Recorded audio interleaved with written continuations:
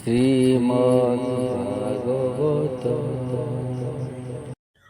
ওম নমো ভগবতে বাসুদেবায়।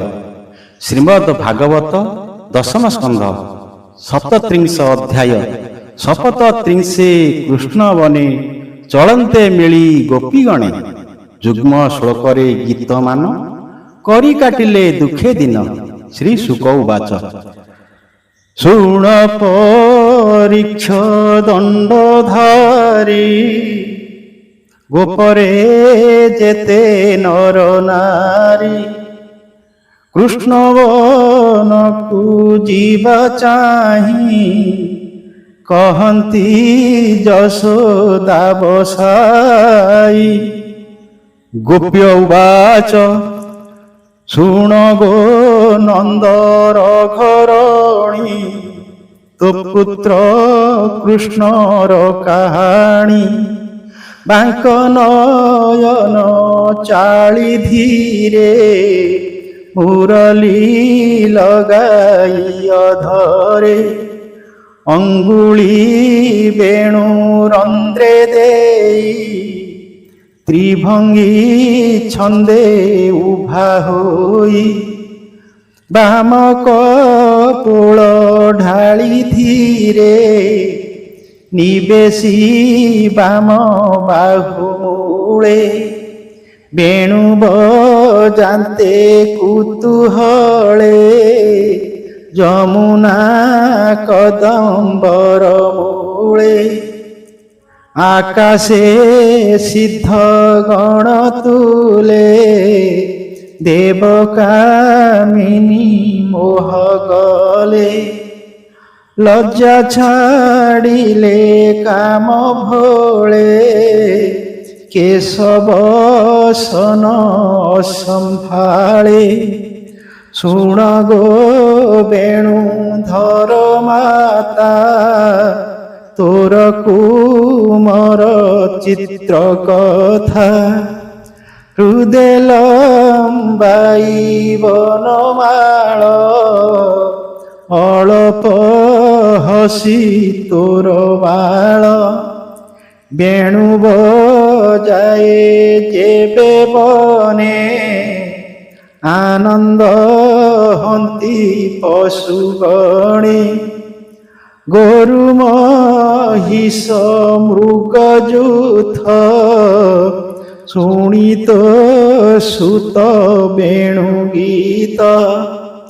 ତୃଣ କବଳ ଦନ୍ତେ କରି, ମୁରଲି ନାଦେ ଚିତ ଧରି।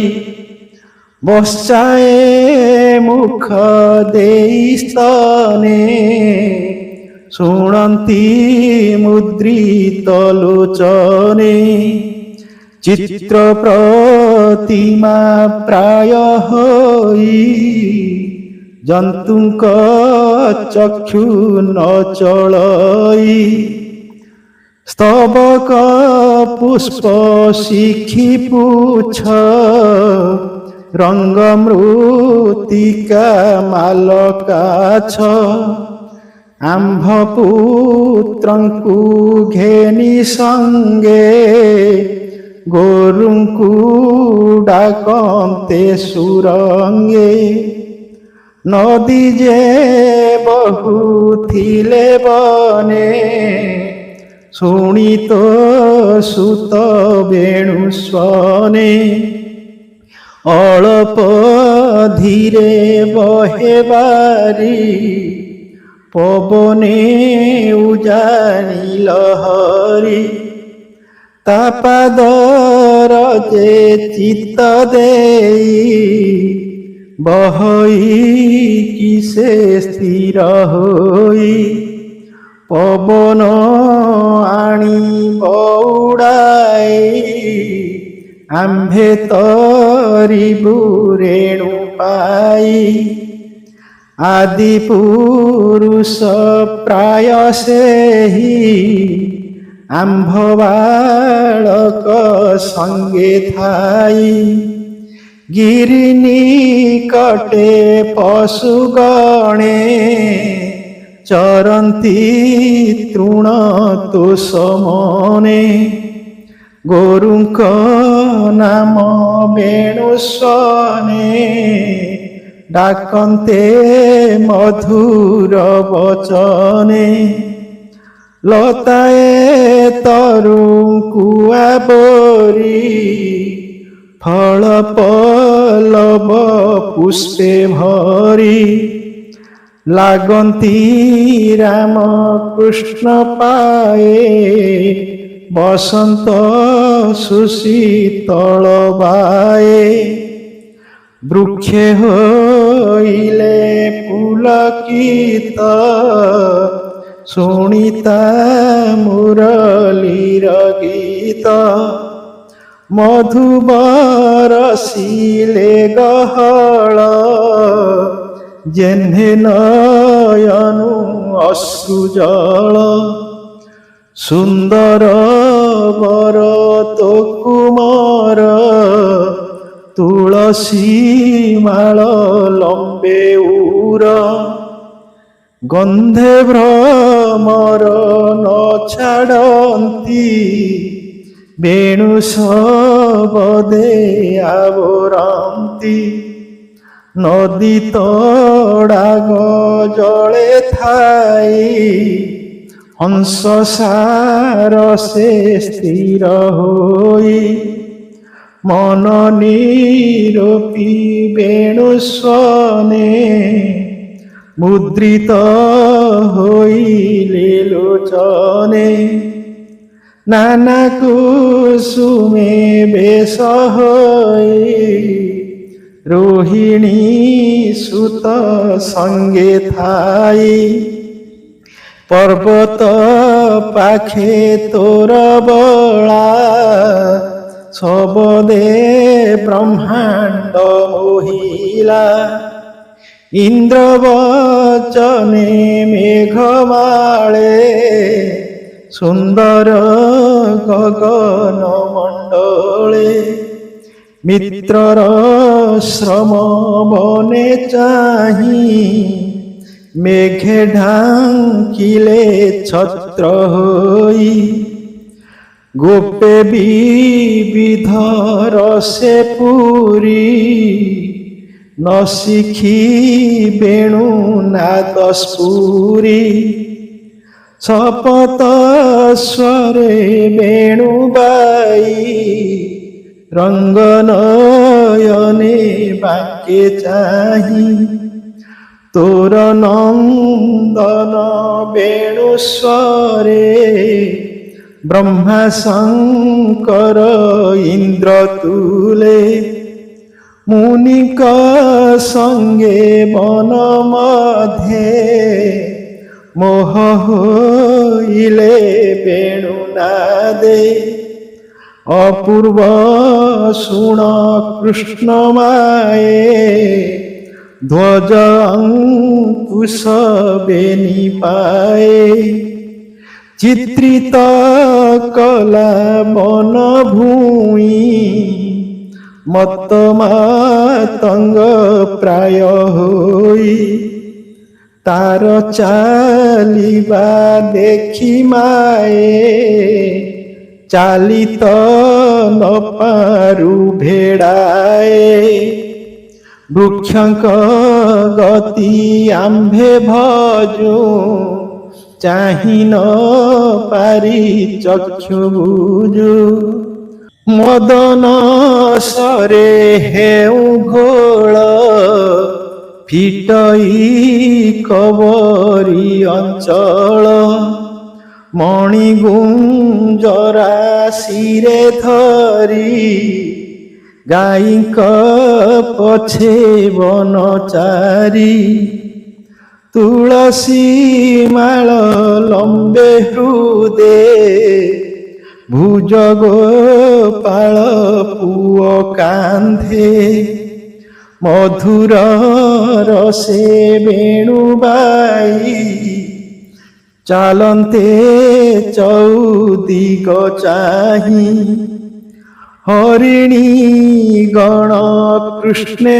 চাহি ବେଣୁ ଶବଦେ ଚିତ୍ତ ଦେଇ ଛାଡ଼ିଣ ସୁତ ଘର ବାସ କ୍ଷଣେ ନ ଛାଡ଼ନ୍ତି ପାଶ ସକଳ ଗୁଣଙ୍କର ସିନ୍ଧୁ ମୁଖ ଦିଶଇ ପୂର୍ଣ୍ଣ ଇନ୍ଦୁ ଉତ୍ତରୀ ଛନ୍ଦେ କୁନ୍ଦମାଳ ସଙ୍ଗତେ ଗୋରୁ ଗୋପବାଳ କାଳିନ୍ଦୀ ତଟେ ତୋ କୁମର ହୃଦୟ ଭେଦିଲା ଆମ୍ଭର ପବନ ବେଗେ ବୃକ୍ଷ ଡାଳେ ଲାଗନ୍ତି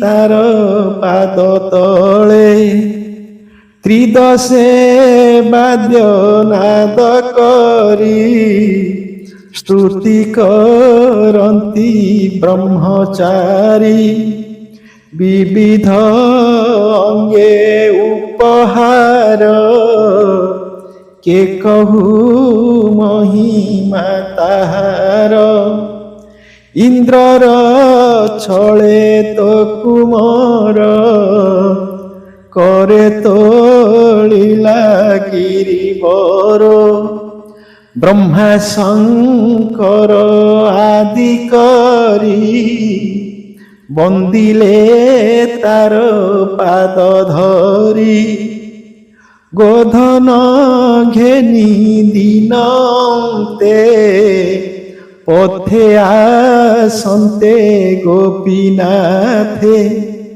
গোপ বালক ইষ্টদাতা দেবকী দেবী যার মাতা নক্ষত্র প্রায় গোপ বাল তো সুত শশাঙ্ক মণ্ডল বেনীলোচন মত ভোলে চালে গোপাଳ ପୁଅ ମେଳେ ଗୋରୁଙ୍କ ଧୂଳି ମୁଖେ ମିଶି ବଦରି ଫଳ ପ୍ରାୟ ଦିଶି ରତ୍ନ କୁଣ୍ଡଳ କର୍ଣ୍ଣେ ଶୋହେ ରୂପେ କୋଟିଏ କାମ ମୋହେ চালই মত গজ ছন্দ মুখতা পূর্ণিমার চান্দ আম্ভে গো চাহি তার মুখ খণ্ডু বিরহ তাপ দুঃখ শ্রী শুকবাচ হেমন্ত কৃষ্ণ লীলা কহি নন্দ ঘরণী আগে যাই গোপীঙ্ক কৃষ্ণ পাদে চিত দিনকু দিন অপ্রমিত ছাড়িলে ভব বন্ধ ভ্রম কৃষ্ণ হু ন জানন্তি আন সে গোপ গোপীঙ্ক পୟରେ মন মথাউ নিরন্তরে নাম মোহর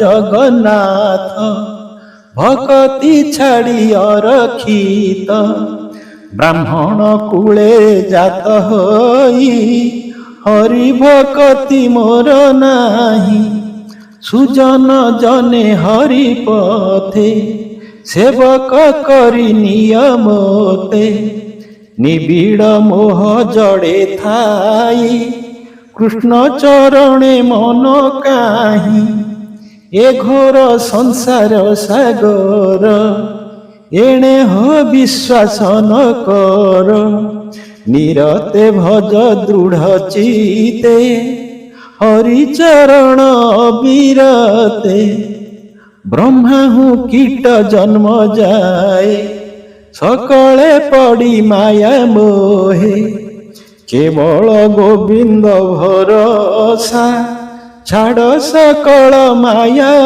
আশা ପଥିକ ଯେହ୍ନେ ପଥ ଶ୍ରମେ ମିଳନ୍ତି ବୃକ୍ଷର ଆଶ୍ରମେ ଶ୍ରମ ସାରିଲେ ଯେ ଝାବତେ ଚଳନ୍ତି ବୃକ୍ଷ ଥାଇ ପଥେ ଏସନ ସଂସାର କୁଟୁମ୍ବ ସୁଖ ଦୁଃଖରେ ପରାଭବ ବିନା ଗୋବିନ୍ଦ ଆଶ୍ରିତାର ନାହିଁ କେବଳ ପ୍ରତିକାର ପୁରାଣ ଶ୍ରୀ ଭାଗବତ ବାଇଙ୍କ ପ୍ରାୟ କଲି ଗୀତ ପଣ୍ଡିତ ନ କରିବ ହାସ ତୁମ୍ଭ ଚରଣେ ମୁହିଁ ଦାସ।